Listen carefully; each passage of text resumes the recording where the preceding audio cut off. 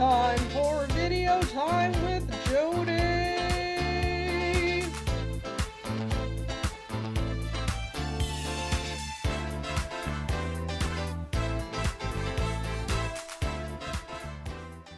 If you guys have been here the last few weeks, you know we've been learning about the story of Ruth. And in case you haven't been here, here's a small little review about where we're at in the story.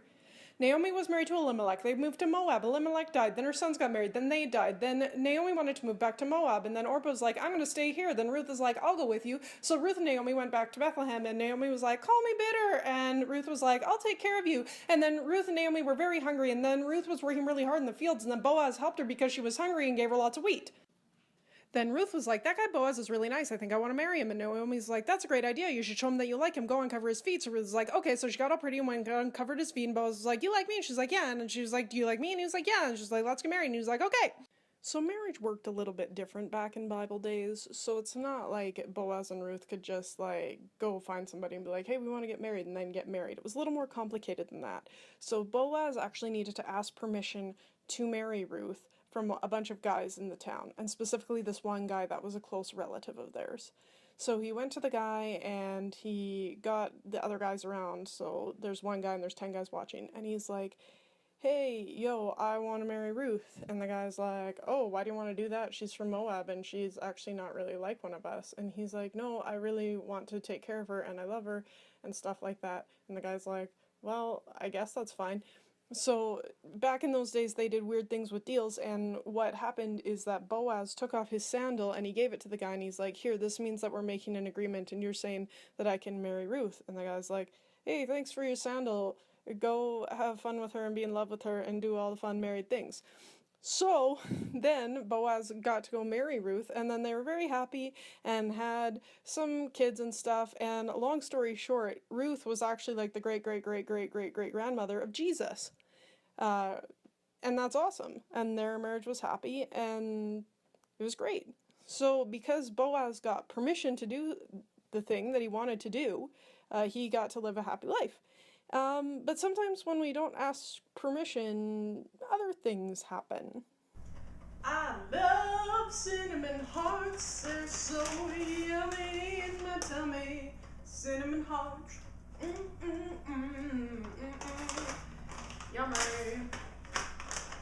Tubby, I'm gonna be right back so that I can eat more of my cinnamon hearts. Just gotta go away for a second, but I'm gonna be right back. Cinnamon hearts, I love cinnamon hearts. I can't wait till I come back and eat more of them. Well, I know I didn't ask Jodi if I could eat her cinnamon hearts, but they're so yummy and she's not here. I'm just going to take them and eat them.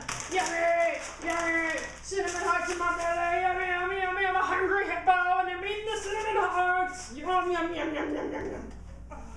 Yeah. Yeah, just gotta finish this text and send. Okay, perfect. Okay, Tubby, I just need to go away for a second, but I'll be right back. Yeah, see you in a second.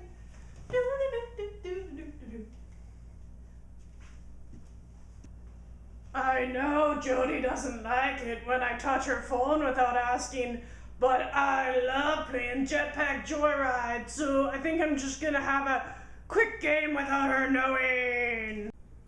I love playing Jetpack Joyride. I love being a man with a jetpack. It's awesome. And I'm collecting coins. It's so good. This is such a great game. Oh no, I died. Okay, Tubby, I'm going out for the night. I'm going to go have dinner and go see a movie. So that means you're going to be here alone. And just remember, you can have fun and you can watch some TV for a while, but don't watch Celebrity Wife Swap because it makes you scared and then you have nightmares, okay? Okay, I'll see you later, Jodi. Okay, bye, Tubby. Okay, I think I now want to watch some TV, and I wonder what's on. Well, what am I gonna watch? Dragon's Den? That sounds boring. Master Chef? No, I can't cook. I am a hippo. I'm a stuffed hippo and I can't cook anything. I think I want to watch Celebrity Wife Swap. The Emmy goes to Jackie for 227. Oh no, I'm scared. I'm gonna have nightmares tonight. Do you guys remember how the story of Ruth ended? Boaz wanted to marry her, but he needed to go get some permission from this guy and give him his sandals so that he could marry her. Then that worked out great for them. They were both really happy and could get married and celebrate and all that stuff. That story shows us that it's really good to get permission when we want to do things. When Tubby ate my candy hearts, he didn't ask. And when Tubby just took my phone, he didn't ask. And then when Tubby watched a TV show that he wasn't supposed to, he had nightmares. Celebrity Wife Swap is a scary show. He should not be watching it. If he would have gotten permission to do some of those things, I would have shared some of my hearts and not been sad with him, and I would have let him use my phone, and I maybe could have suggested a better show for him to watch so that he wouldn't have had nightmares. It's good to get permission when we want to do something. So next time you want to do something, maybe it's something you want to eat, or something you want to do, or something you want to see, or something you want to play, just make sure you ask for permission first. It'll turn out way better in the long run. I'll see you guys next week.